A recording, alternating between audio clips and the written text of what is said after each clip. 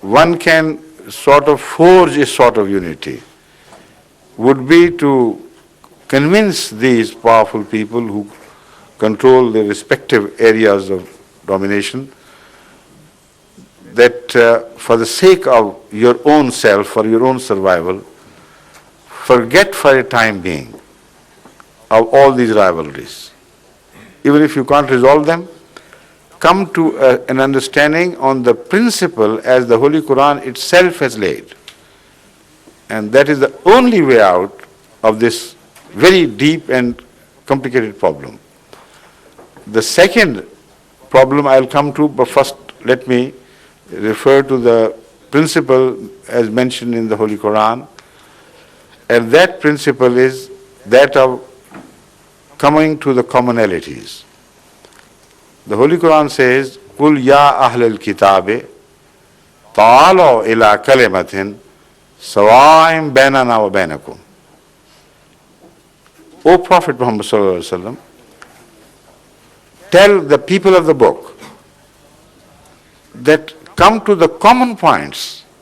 If you want to put your united strength to the service of mankind and you want to achieve something worthwhile, then why not start with the points of agreement instead of emphasizing the points of differences?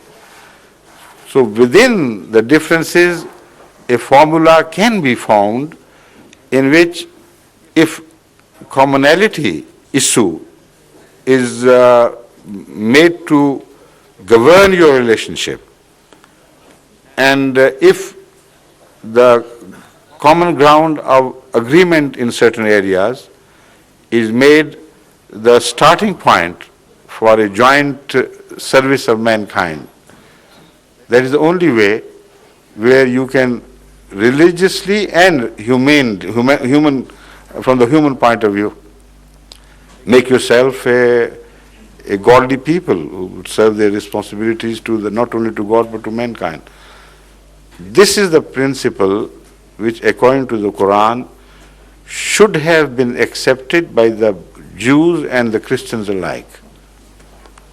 Not because they believed in the Quran, because the rationality in this is so powerful that if anybody rejects this, he would reject it to his own detriment.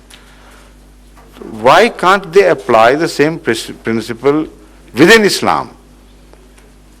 So that could provide us the only starting point of unity, not religious unity, but unity in the political concept of Islamic entity.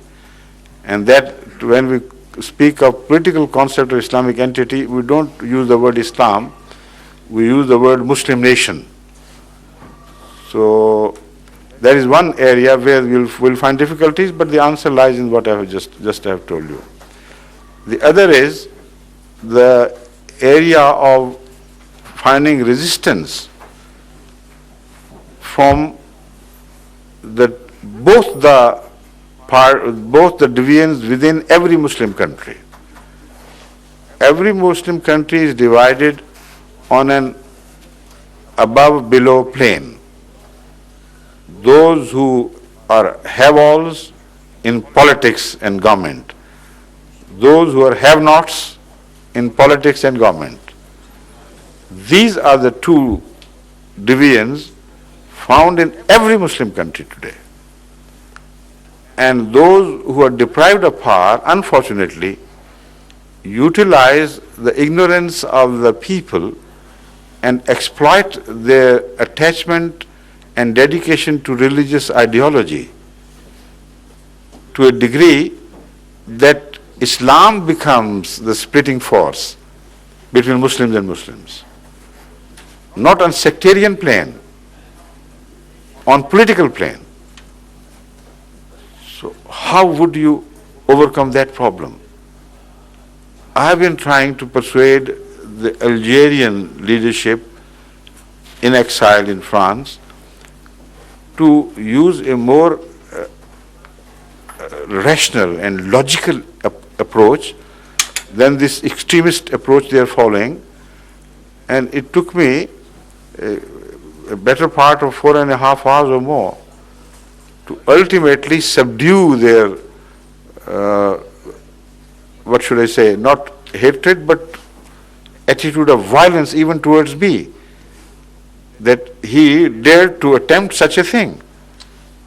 The tempers ran very high in the beginning, but gradually they began to see reason and they subdued and some became friendly and we all parted as human beings. But what I'm telling you is from my own experience. These people on the other, there's one section which belongs to the government, the other plane, lower plane, which belongs to the people who feel deprived of government. Their leadership, unfortunately, has gone into the hands of the mullahs, the religious clergy, who are the main people who emphasize the Islam, the role of Islam to be related and to remain dominant in all spheres of human activity. And having established that principle that Islam is not just a religion, it is a way of life which comprises everything, in which humans can take interest. They say, so we have a right to politically agitate Muslims in the name of Islam. Now this is only a license they draw from this, and they are not interested in all the other areas of Islam, and they give a lie to their claim that Islam is a comprehensive religion. This is one of the things which I have been trying to bring to their notice of attention, that look here, Islam also cultivates certain habits, decencies, good behavior, neighborly behavior, sacrifice for the cause of the poor. Have you started such movements in the name of Islam, or ever started such movements in the name of Islam in your countries? When this so-called devilish government of Muslims was not in power. Prior to that, when did you attempt to do this? And when did this so-called devilish government of yours ever enforce people to violate the moral teachings of Islam?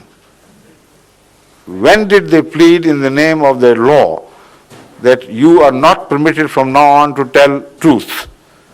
When you go to the courts, always tell lies, this is what law demands from you. And you usurp other people's rights and do all sorts of crimes in relation to each other in the society. Where did they say that? And if they did not, Islam said you do this, the counter of it exactly. And why don't they do it? Are all these societies cleansed of their individual and social crimes to which I am briefly referring? So this again requires a jihad, not with war, now not with sword, but a jihad or a holy war in which those who preach, they will be beheaded. They will not behead. And that is the only jihad which is found to be valid with reference to the religious history. All the prophets were treated exactly like this. They raised a moral issue. They said, don't do this, this is bad for you. Don't tell lies, don't usurp the rights of the people in your trade and economic activities and this and that. Prophets came with one single message sometimes, highlighting the importance of that message in relation to that part of history. And they were opposed, they were attempted to be murdered, their followers were actually murdered or thrown out of the country or attempted or sometimes were burnt alive. Who used the force?